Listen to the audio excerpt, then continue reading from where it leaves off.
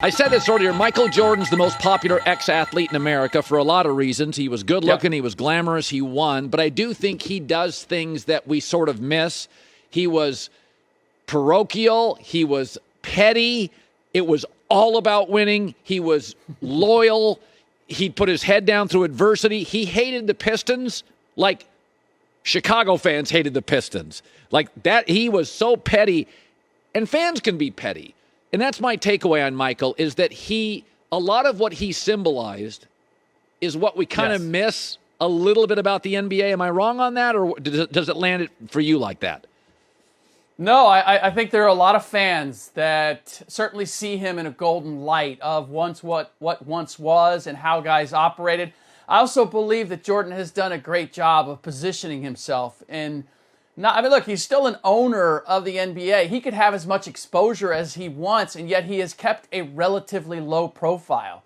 What we have seen of him, we saw through The Last Dance. So he's been able to package exactly how much we've seen. And I think it's the case with any number of players in that the more you put yourself out there, I could say the same for Charles Barkley, the more you put yourself out there, the more you give fans material to pick at and find fault with. And Jordan simply hasn't done that. So he left in a golden light. Maybe he may be in a more golden light now than he was when he left the league, because we completely forget about the Washington Wizards, right? We've gone straight. We just go straight back to the Bulls. Right.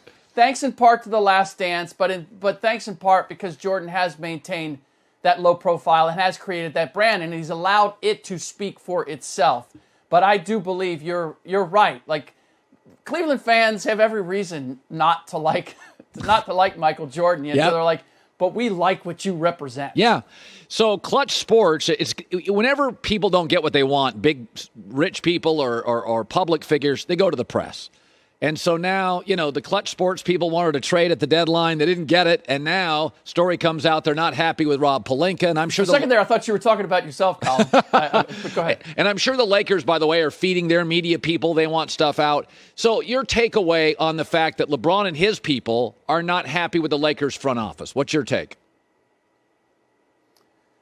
Not surprised, but this is part and parcel that comes with working with Klutch Agency. And GMs will not say it publicly. They're even a little scared to say it privately. But this is one of the reasons why they are reluctant. They know the talent that the Klutch Agency has, but they know the price that comes with it, which is they're a little bit like the black Spider-Man suit. They want to get in on everything, and they want to control everything. And so this is not a surprise, and everybody knows that if you're going to work with LeBron and you're going to work with his people, if things go sideways, it's going to fall on you, even if you are doing what they are asking you to do. So this comes as no surprise, and I would say it ties in with the idea of who's going to go after LeBron when he's looking to move on and play with Bronny 2.5 years from now. Yeah. Is the price that you're going to have to pay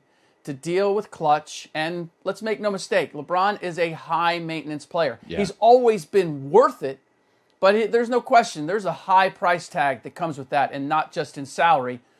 Our team's going to be willing to do that. Yeah. I will tell you, I can't tell you how many GMs I've talked to about various players that they were interested in. Ben Simmons, for example. And it was, I got to be careful how I do this because I'm going to have to deal with Klutch either with this player or they may have one of my own players, and that can be a difficult relationship. Now, there's people that will say, hey, that's what your agent is supposed to be. He's supposed to be difficult. He's supposed to be demanding. But there's a way to find that middle ground where people aren't reluctant to work with you because of the demands that you make. It's interesting. I heard this quote. LeBron said, "I'm not. Don't close the door on Cleveland." And my takeaway is, well, Cleveland's got all these young players. They're all ascending. They're fun. They can score. I'm not saying the door. Why is the door open to Cleveland? Dan Gilbert's got no interest to let LeBron have the franchise. When LeBron said that, my takeaway was, that's a little delusional. If I was Cleveland, I got LeVert now and Jared Allen now and Garland now and Sexton's hurt but back. I'm thinking Mobley, by the way, is going to win Rookie of the Year. I'm thinking there's no way they're not going to. I mean, that to me sounded like LeBron was tone deaf. Like, he thinks Cleveland will take him back. I do not at all. Do you? I think he meant it as a compliment. I think he meant it like, hey, we could get together again. And I don't know, it's like the girlfriend you jilted twice. Hey, you know what? I think we should get back together. She might not be so excited about that, especially when I think about how LeBron left that franchise the last 2 times. Yes, he brought a championship, and that means the world to the people in Cleveland and to the Cavaliers.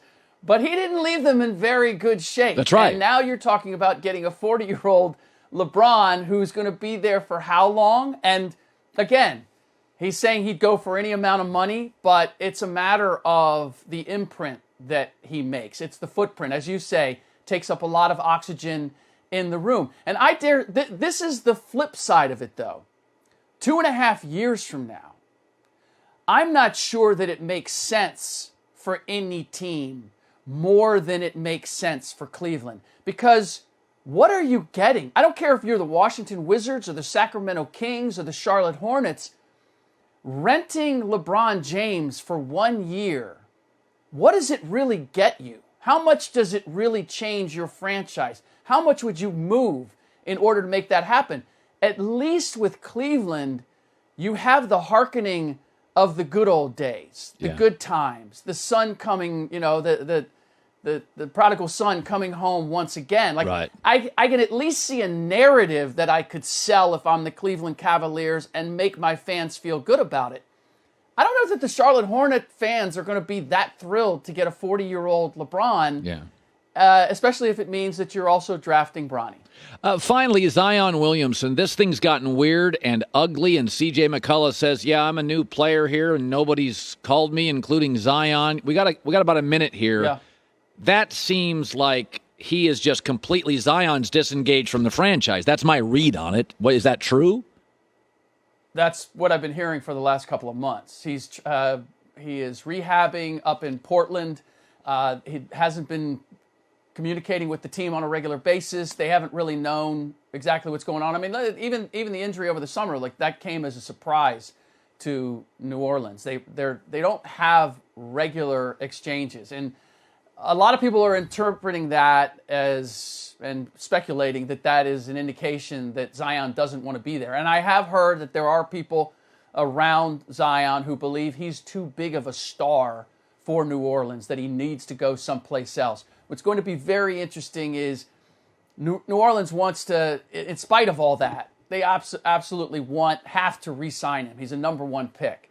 I've been told that what they'll do is, because of the injuries, they'll try to load it up much like Joel Embiid's contract with Philadelphia. It's going to be like a 35-page contract that covers all of the injury possibilities.